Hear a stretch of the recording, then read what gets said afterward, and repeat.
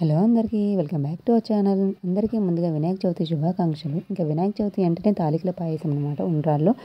ఇంకా ఈ ప్రిపరేషన్ అయితే నేను చేసేస్తున్నాను. మా అమ్మ అయితే పిండి కలిపించేస్తే ఇంకా నేనైతే తాలికల పాయసం అయితే చేయడానికి రెడీ చేస్తున్నాను అనమాట. ఈ తాలికలు అయితే చిన్న చిన్నగా పిండిగా తీసుకొని ఇంకా ఇలా ఒత్తుకుంటే ఈ తాలికలు అయితే రెడీ అయిపోతాయి. తాలికలు పిండి జల్లించుకొని ముందుగా కరిగించి పెట్టుకున్న మన చక్కెర కానీ బెల్లం పాకంలో కానీ వేసి ఉడికించుకోవాలి. ఇది ఉడకడానికి చాలా టైమే పడుతుంది. ఈలోపు అయితే ఇంకా నేను తాలికలు చేసి పక్కన పెట్టేసి నేను వినాయకుడిని అయితే చేశాను ఇవాళ.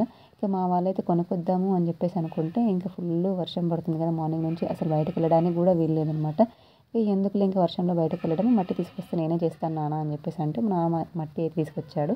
వినాయకుడిని చేసే వీడియో అయితే నెక్స్ట్ వీడియోలో అయితే అప్లోడ్ చేస్తాను. ఇంకా పాయసం అయిపోయిన తర్వాత ఇంకా పూజ అయితే చేసేసుకొని ఇంకా పాయసం అయితే తినేస్తున్నాం మేము. ఇంకా పాయసంలో నెయ్యి పాలు వేసుకొని తింటుంటే చాలా బాగుంటుంది. ఇంకా మీరు ఎలా సెలబ్రేట్ చేసుకున్నారు వినాయక చవితిని?